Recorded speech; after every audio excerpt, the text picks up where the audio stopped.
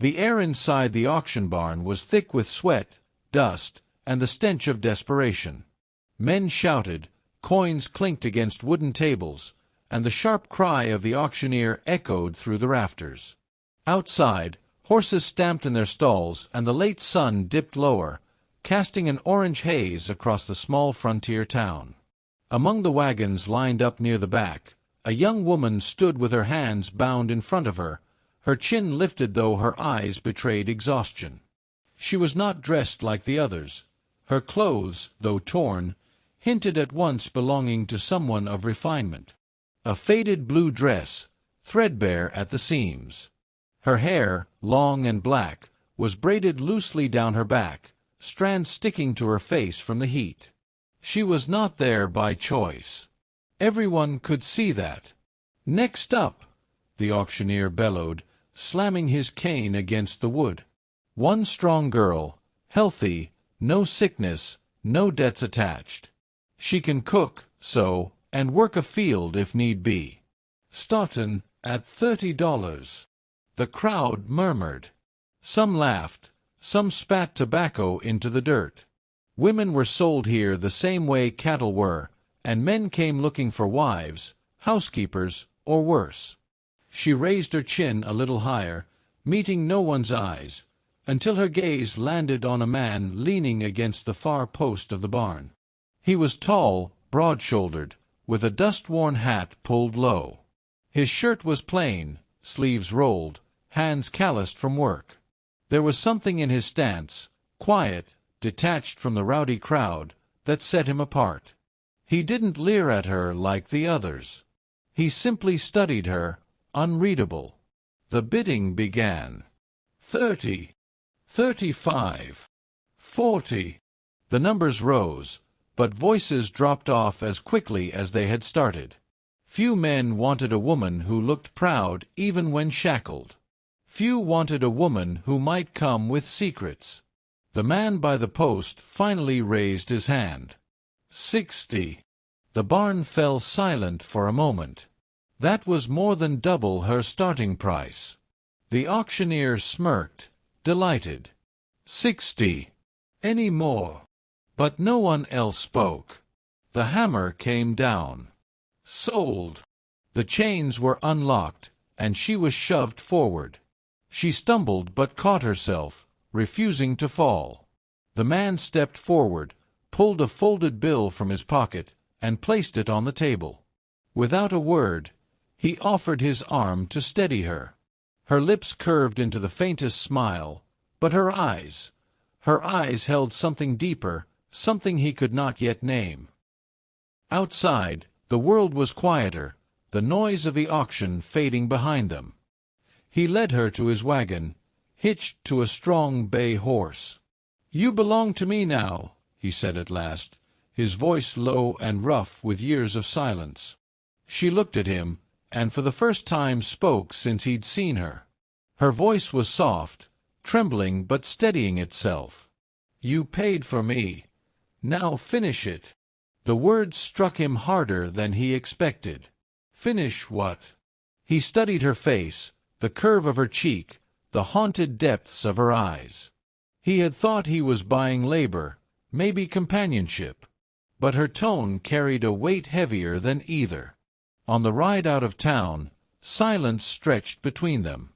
Dust rose behind the wagon wheels, and the prairie opened wide. He tried once, finally, to ask, "What's your name?" She hesitated. "Elena." It was a beautiful name, but it carried sorrow. He sensed it immediately.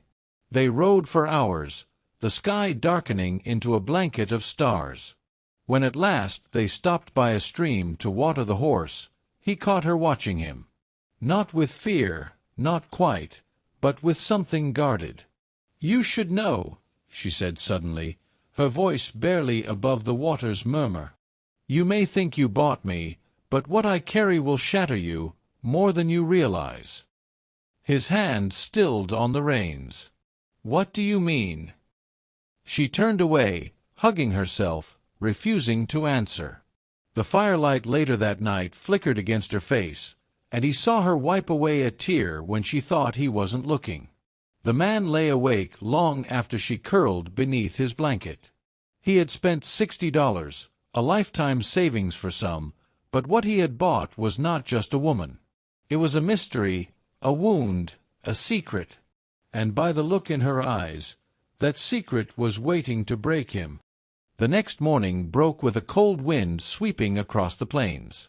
The man, his name was Samuel, rose early to tend the horse, but his mind was on the girl still wrapped in his blanket near the ashes of the fire.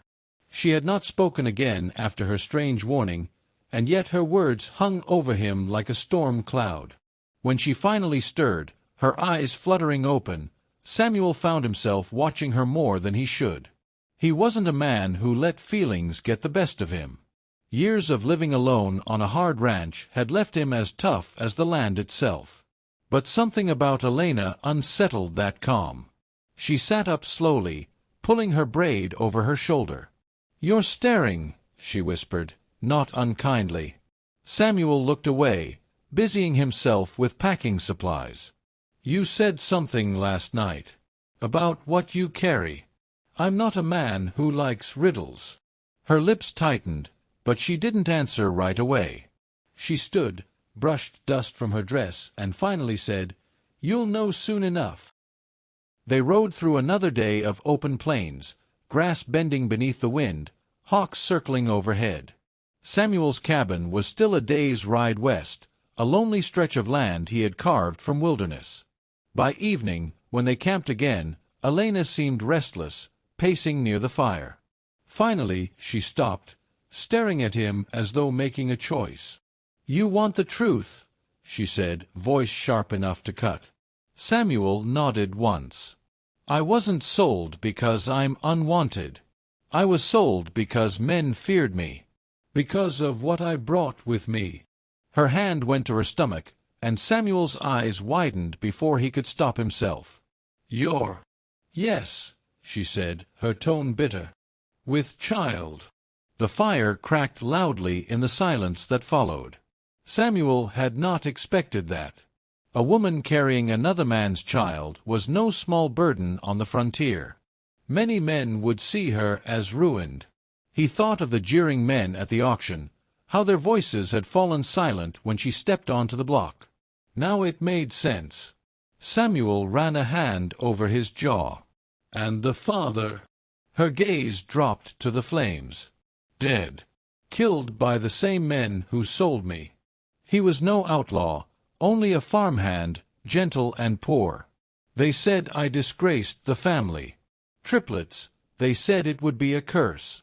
So they beat me, and when I would not beg forgiveness, they dragged me here to be rid of me." Her voice broke, but she straightened her shoulders quickly, pride returning like armor. Samuel's chest tightened. He had seen cruelty before, but hearing it in her trembling words, seeing it in her trembling hands, made his gut twist. She lifted her eyes to him again. "So now you know. You paid $60 for a woman who will soon bring children into this world. You wanted a servant or maybe a bed to warm. Instead, you bought a burden. And if you wish to send me back, do it now. But don't pretend I'm something else." Her voice cracked on the last words, and she turned her face away, blinking hard against tears. Samuel was silent for a long time, staring into the fire. He thought of his own life, long years of solitude, his cabin standing empty, the quiet meals eaten alone. He had never thought of children, of laughter in the halls, of small hands tugging at his sleeves. He had convinced himself he didn't need it. Now, here sat a woman fierce in her pride, yet broken by cruelty, carrying life inside her when the world had tried to break her. He rose slowly, walked to her, and crouched so his face was level with hers. "You think I regret it?" he asked, his voice low. She frowned, startled. "I don't." He shook his head. "I don't regret a damn thing. $60 isn't near the worth of what you carry. You said what you hide would shatter me. Maybe it will. Maybe it'll change everything. But maybe that's what I've been waiting for." Her lips parted, trembling. You don't mean that. I do. He placed a hand gently on her shoulder, firm but careful. You'll not be sent back. You'll not be shamed here. You'll be safe. And when those children come, they'll be mine as much as yours. Tears slid down her cheeks now, and she did not wipe them away. For the first time, the weight she carried seemed to ease. The journey to his cabin the next day felt different. She still sat quiet, but no longer guarded. When the small homestead finally came into view, a log cabin nestled against the rolling hills, smoke rising from a stone chimney, she gasped softly. It was plain, but it was steady. "This is home now," Samuel said simply. Weeks passed, and the cabin grew warmer with her presence. Elena cleaned, cooked, even laughed now and then. Samuel found himself lingering by the door just to hear her hum while she worked. The nights, once silent, were filled with conversation, with the sound of two people relearning how to live. When at last her time came, the pains of childbirth struck hard and fast. Samuel, terrified yet determined, did all he could. Hours later, as dawn painted the horizon, the cries of not one but 3 newborns filled the cabin. Elena, exhausted, held the tiny swaddled girls close, tears of joy mingling with sweat on her brow. Samuel sat beside her, staring in awe at the sight. 3 small faces, fragile and perfect. He leaned close, whispering hoarsely, "Triplets! Elena, you've given me more than I ever dreamed. You didn't shatter me. You gave me back my heart." Her eyes met his, shining with relief and wonder. For the first time since he'd seen her, she smiled without sorrow. "You paid for me," she whispered, her voice breaking with emotion, "but you gave me back everything I'd lost." And in that cabin, as the fire warmed the walls and the prairie wind sang outside, Samuel knew his life had changed forever. What he thought he had bought with coins had, in truth, given him something priceless. A family.